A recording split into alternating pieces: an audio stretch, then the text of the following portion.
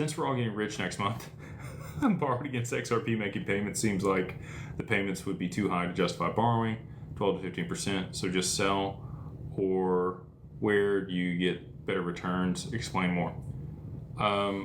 So you don't have to borrow against your whole position. So let's do some math real quick. Let's say you had, call it 100,000 XRP, just for easy math here. And you're going to take a loan against 25% of that. Okay? Your loan's at 12 to 15% against 25% of that. So it's $1,000 XRP. Just humor me. Okay? So you got $100 million. You're going to borrow $25 million. The LTV on that's, call it, 80%. So you're able to borrow $20 million at low end 12% interest. Well, for easy math, we'll make it 10% interest. Okay? It's a little bit lower than what you just mentioned here. But again, after it's a high price, I think they'll underwrite it much lower, even lower than 10%. So we'll say 10% on $20 million. We'll do 12%. That way it's monthly payments. So 12% would be 1% a month of 20 million.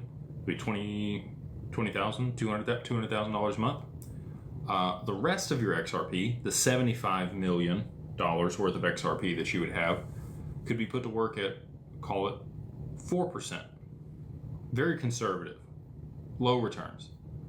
But because it's 3 times as much, the 4% that you're earning off of the 75% could service the debt at a 12% interest rate on the 25%.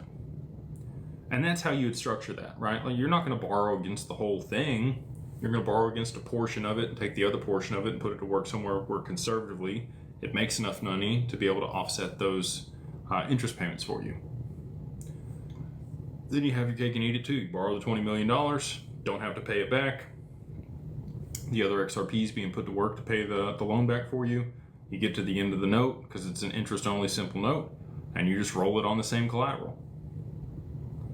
Or if you have more money, 12 months from then, and XRP is $10,000, then you could borrow another zero, right? And do the same thing, rinse and repeat for the next year.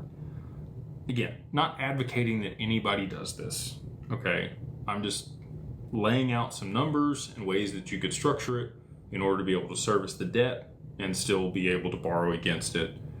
I think that that's how a lot of people are going to be working this. And then in addition to that, if I get what I want to happen, you will be able to borrow against the XRP that is earning interest.